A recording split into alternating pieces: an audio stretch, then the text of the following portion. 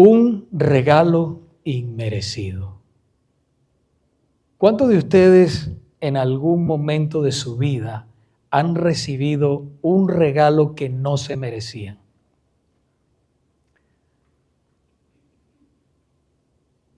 Yo creo que en alguna oportunidad de nuestras vidas todos hemos recibido un regalo que no nos lo merecíamos. Lo recibimos no porque nos portábamos bien, sino porque nos amaban, ¿verdad? Como hemos visto la semana pasada en los tres primeros versículos de la carta, ustedes saben que estamos hablando de la carta a los Corintios. La semana pasada hablamos, el pastor Alexander estuvo aquí visitándonos, habló de la carta a los Corintios. Yo estuve también antes que él hablando de la carta a los Corintios. Esta es una carta poderosísima que yo sé, hermanos, no importa si nos tardamos 1 año, 2 años predicándola, eso no es lo importante. Lo importante es que nosotros seamos transformados por el poder de Dios, seamos cambiados por el poder de Dios. Pablo siempre usa la palabra santo. Usted ve que en las cartas, si usted ha leído el Nuevo Testamento, ya lo hemos leído 2 veces, así que usted está familiarizado con eso. Y si no lo ha leído, le invito a que lo lea. Son 27 libros. Poderosísimo la palabra de Dios. Y el apóstol Pablo siempre usa la palabra santo para referirse a los cristianos. No a los que han muerto. Hermanos, no a los que han canonizado. No a los que tienen puestos en las estatuas en algunos templos, sino a los vivos. A todos los que han sido salvados por la gracia de Dios. A eso es que Pablo se refiere cuando dice santos. El apóstol usa la palabra santo más de 60 veces en sus cartas en el Nuevo Testamento. Y por eso les asegura a los creyentes en Corinto, en la iglesia de Corintio, que a pesar de lo inmorales e infieles que eran, ellos eran santos junto con todos los que invocaban el nombre de nuestro Señor Jesucristo. Pero eran santos única y exclusivamente porque habían sido escogidos y separados por Dios y para Dios. Hermanos y amigos, la intención de esta carta era que ellos tenían que llevar una vida pura, una vida santa por causa de que ya ellos habían sido santificados y comprados por un alto precio, la sangre preciosa de Jesucristo. Ahora, en 1 Corintios capítulo 1, versículo 4, Pablo da gracias a Dios por el don de gracia que los corintios habían recibido. Y como dije, única y exclusivamente porque ahora pertenecían a Cristo. Única y exclusivamente por eso. Y usted dirá, pastor, es que yo no me siento santo porque hice esto o lo otro. Si usted es salvo, si usted se ha arrepentido de sus pecados y ha puesto la fe en Jesucristo y vive intensamente para Él, usted es santo. Así haya cometido un pecado. La diferencia que hay entre una persona salva y una persona no salva es que al que es salvo, entre muchas cosas, ¿verdad?, le duele pecar. Esa es la diferencia, le duele pecar. Cuando peca, en el momento se arrepiente. El que no peca deliberadamente, no le importa y sigue pecando contra Dios. Acompáñeme a 1 Corintios capítulo 1, versículo 4. Si tiene su Biblia, abra su Biblia allí. Si no la trajo, va a estar puesta en la pantalla.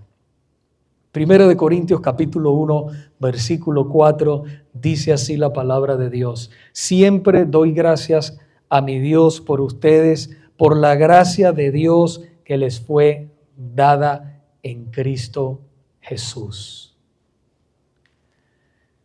Es muy importante, hermanos, que entendamos el significado de esta gracia salvadora que Dios dio a la iglesia de los Corintios y a todos los que Él ha salvado hasta el día de hoy en Cristo Jesús.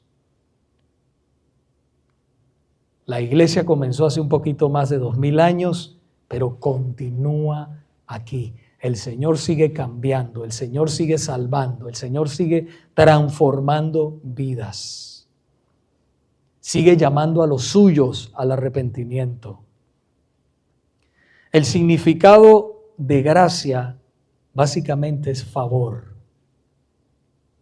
Pero en el plan de Dios hacia los hombres siempre tiene el sentido especial y distintivo de una bondad y misericordia ofrecida a pecadores que es inmerecida. Eso es una bondad inmerecida y que no puede ganarse por sí mismo. Usted no puede ganar la gracia de Dios. Tiene que ser dada por Él. Por otro lado, no hay necesidad de pagarla. Mire la buena noticia. No hay necesidad de pagarla. El don de gracia que Dios nos da en realidad es imposible pagarlo. La gracia salvadora de Dios es gratuita, pero a la misma vez no la merecemos. Así que Él la da a quien quiere y cuando quiere. En el momento que Él quiere, porque Dios es soberano.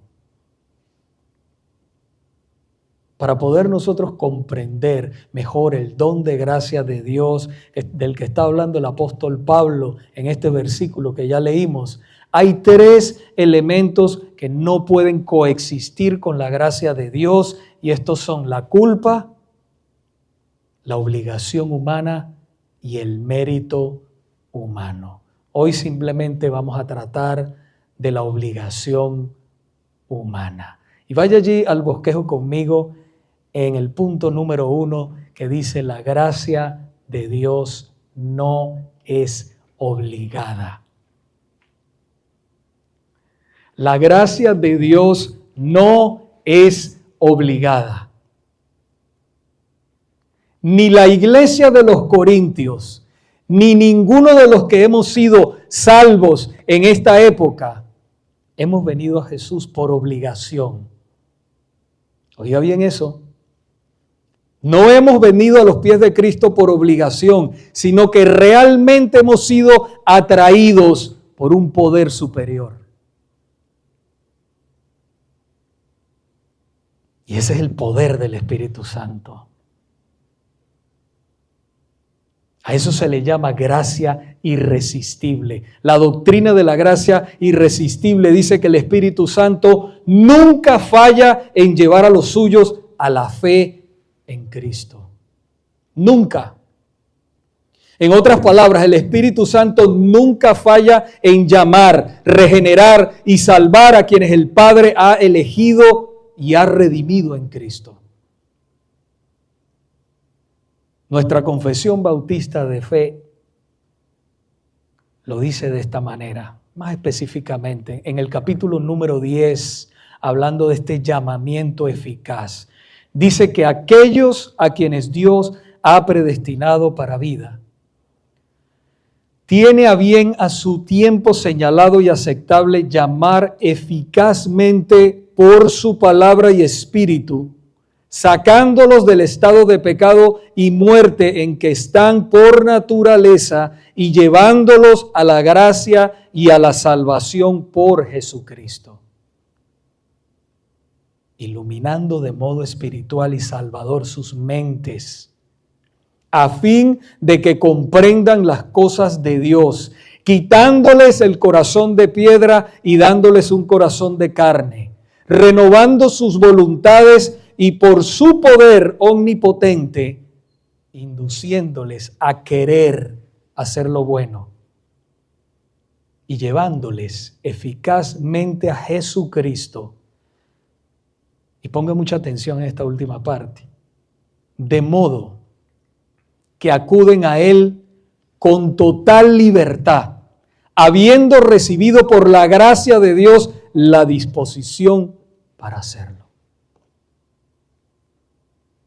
Muchas personas dicen,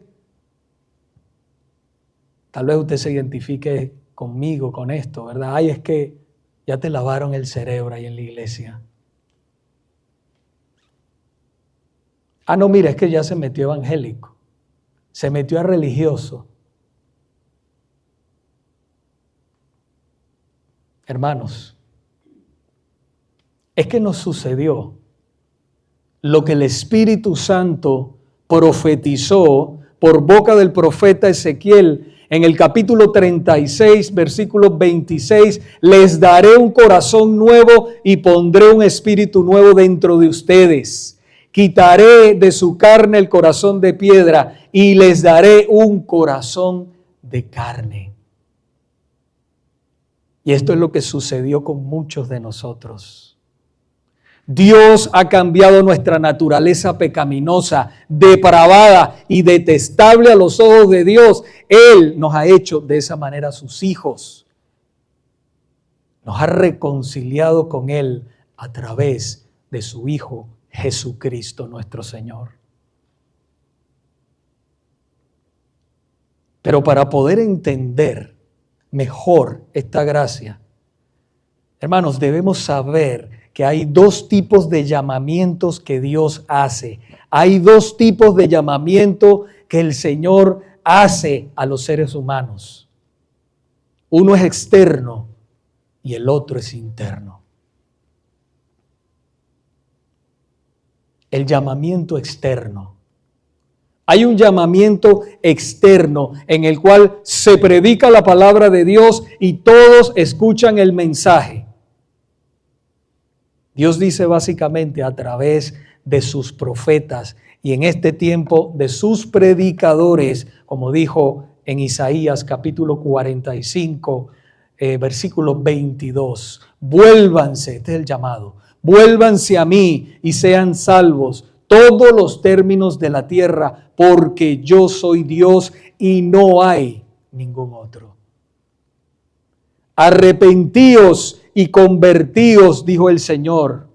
Cuando el Señor comenzó su ministerio, eso fue lo primero que Él dijo. Después de ser bautizado, hermanos, arrepiéntanse y crean en el Evangelio. ¿Qué es el Evangelio? Buenas noticias de salvación para todo aquel que se arrepiente y pone la fe en Jesús. Pero hermanos, la verdad es que este mensaje puede ser resistido. Como dice en Hechos capítulo 7, versículo 51, ustedes que son tercos e incircuncisos de corazón y de oídos, resisten siempre al Espíritu Santo, como hicieron sus padres. Así también hacen ustedes. Puede este llamado ser resistido, el llamado externo. Este mensaje por sí solo, no lleva a los pecadores a Cristo, porque los hombres, hermanos, por naturaleza están muertos y esclavizados por el diablo. Están muertos en sus delitos y pecados espiritualmente. Como dice Efesios capítulo 2, versículo 1, dice, y Él les dio vida a ustedes que estaban muertos en sus delitos y pecados. Ahora, este llamado exterior es necesario. Es necesario para que Dios haga el llamamiento interior.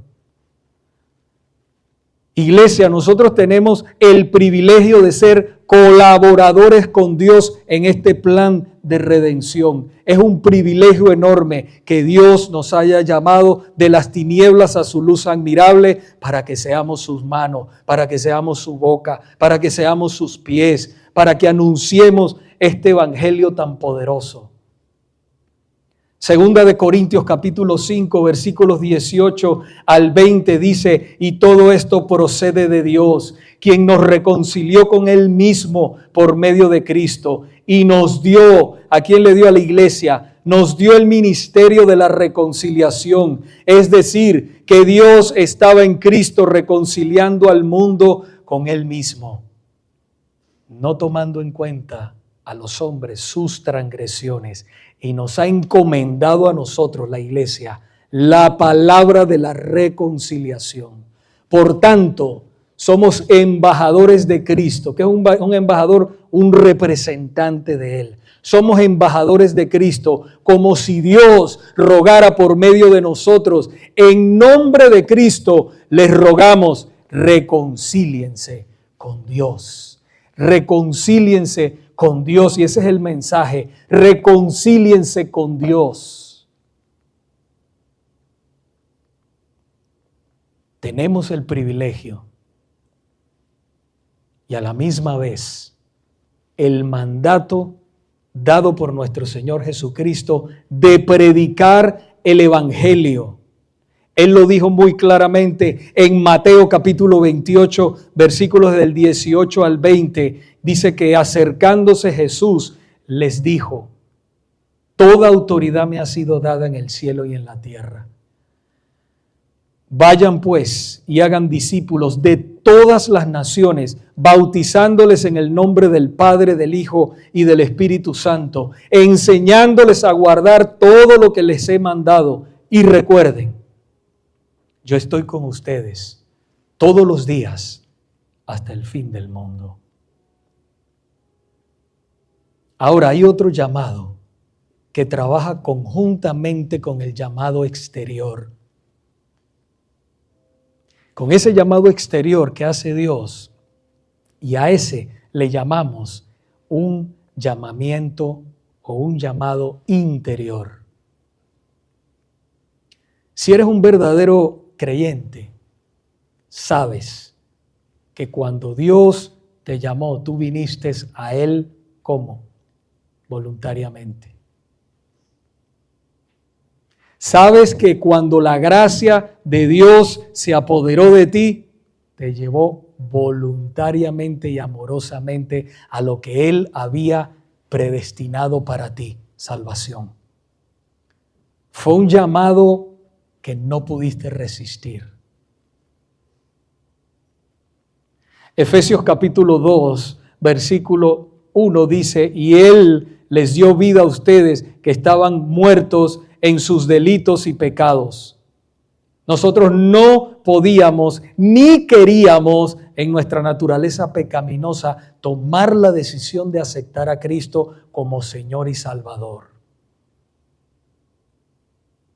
Familia, Dios tuvo que resucitarnos de la muerte espiritual en la cual nosotros estábamos, y todavía hay muchos que están en esa muerte espiritual. Y Dios es el único que puede darte vida.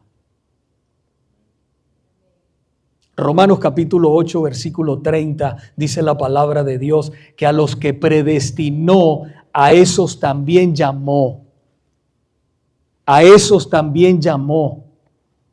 Ese llamamiento interior y eficaz, hermanos, no falla. Es la voz viva de Dios en Jesucristo, como Él mismo dijo en Juan capítulo 10, versículo 27. Mis ovejas oyen mi voz, yo las conozco y me siguen.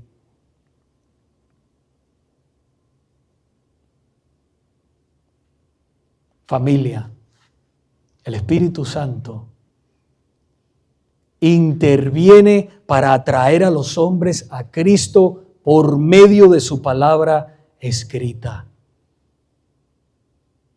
Juan capítulo 16, versículo 13 dice: pero cuando Él, el Espíritu de verdad venga, los guiará a toda la verdad.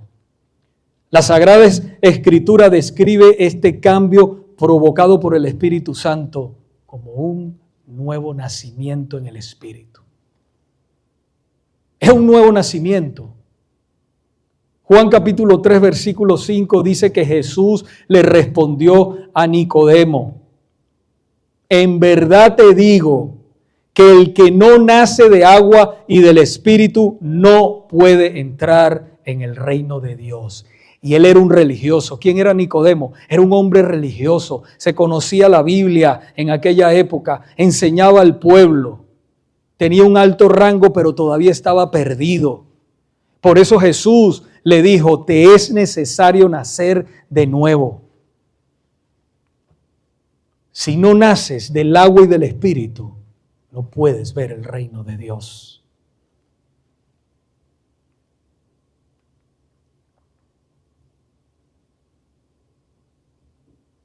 Esto es un paso, hermanos, de muerte a vida. Jesús dijo en Juan capítulo 5, versículo 24: el que oye mi palabra y cree al que me envió, tiene vida eterna y no vendrá a condenación, sino que ha pasado de muerte a vida. Hermanos, para ser más específico, esto es una apertura del corazón. Como dice Hechos capítulo 16, versículo 14. Dice que estaba escuchando esta mujer llamada Lidia, de la ciudad de Tiatira, vendedora de telas de púrpura. Y esta mujer, dice la palabra, que adoraba a Dios. Y el Señor abrió su corazón para que recibiera lo que Pablo decía.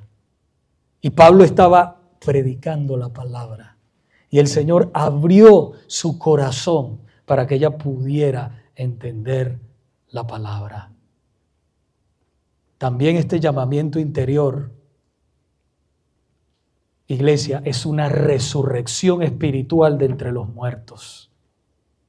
Efesios 2, 4 al 5 dice: pero Dios, que es rico en misericordia, por causa del gran amor con que nos amó, aun cuando estábamos muertos en nuestros delitos, nos dio vida juntamente con Cristo. Por gracia, ustedes han sido salvados. Por gracia, ustedes han sido salvados. El Espíritu Santo, hermanos y amigos, produce una regeneración en el corazón del hombre. Como dice su palabra en Tito 3:5, Él nos salvó, no por obras de justicia que nosotros hubiéramos hecho, sino conforme a su misericordia, por medio del lavamiento de la regeneración y la renovación en el Espíritu Santo. Y esto me recuerda a la mujer adúltera que iban a matar a pedradas. ¿Se acuerdan? En el Evangelio de Juan capítulo 8, versículo 11, dice que cuando todos los que estaban allí la iban a matar, fueron a matarla, porque esta mujer había cometido adulterio. Jesús impidió que la mataran. Las palabras de Jesús de despedida, después que se fueron todos los que le iban a dar muerte, fueron: vete y desde ahora no peques más. Jesús le estaba mandando a una mujer, fíjese esto, le estaba mandando a una mujer que estaba viviendo de una manera libertina, como una prostituta, y que la habían sorprendido todavía en adulterio, en el mismo acto de adulterio, que se olvidara de su vida de pecado y que comenzara una nueva vida. Al ordenarle que cambiara tan radicalmente su vida, nos lleva a pensar que Cristo había regenerado el corazón de ella y ella se había arrepentido y había confiado en el Señor como Salvador. Iglesia, es obvio que Juan no menciona explícitamente que la mujer había confiado en Cristo y que era salva. Pero las instrucciones de Jesús de que no pecar, vete y no peques más, deja de pecar, dadas a alguien que no fuera creyente, serían inútiles al menos de que Jesús le habría otorgado el don de la gracia. Es la única manera de que una mujer como ella, adúltera, prostituta, y que Jesús le diga, vete y no peques más, es porque ya Él, con su poder, había obrado, había regenerado su corazón, y por eso pudo decirle, vete y no peques más. En otras palabras, el Señor le estaba diciendo, a partir de ahora, tu cuenta de pecado no está más contra ti.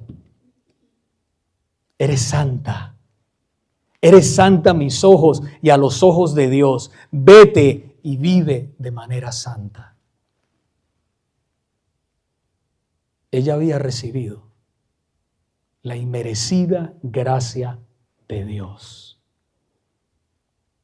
La inmerecida gracia de Dios. Y escucha esto bien, porque quiero hablarle en este momento a dos grupos de personas.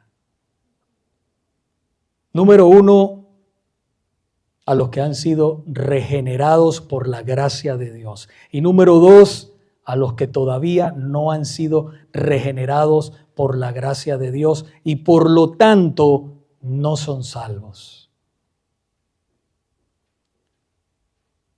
Yo le he dicho muchas veces, la religión no te salva. Nada de esas cosas te salvan. Cristo te salva. Cristo, solo Cristo salva. Solamente Él cambia el destino de tu vida, hacia donde tú te diriges. Todos nos dirigíamos hacia dónde? Hacia la condenación eterna. Y Él, Jesucristo, cambió nuestras vidas. Si has sido regenerado por el poder, por la gracia de Dios, deberías estar bien agradecido, bien agradecida, porque la gracia de Dios nos ha llegado por un costo enorme. La buena noticia del Evangelio, hermanos, es que la deuda de pecado de los que hemos sido salvados por el poder de Dios y los que van a ser salvos hoy y lo serán en el futuro, ya fue pagada por el Hijo de Dios encarnado cuando se sacrificó en esa cruz y derramó su sangre preciosa. Por último, a los que están aquí y a los que nos ven en las redes sociales, les digo que si no te has salvado, si todavía no eres salvo, y que si te has de salvar de ir al infierno, es solamente y exclusivamente por la operación irresistible de la gracia de Dios en tu vida, única y exclusivamente. Por eso arrepiéntete y pon la fe en Jesús. Pídele a Dios en estos momentos, ahí donde tú estás, que te salve de ir a ese lugar de condenación. Que limpie tu alma de pecado, como lo hizo con esta mujer sorprendida en adulterio. Pídele a Dios que opere en ti el milagro de la regeneración y que cambie tu destino eterno. Ese es el milagro más grande. Mucha gente está buscando muchos milagros, pero el milagro más grande es que Dios cambie tu corazón, que cambie el corazón de piedra y te ponga el corazón de carne, un corazón espiritual, un corazón que ame a Dios, un corazón devoto a Él, un corazón que al final de sus días cierre sus ojos aquí y los abra en su presencia. Amén.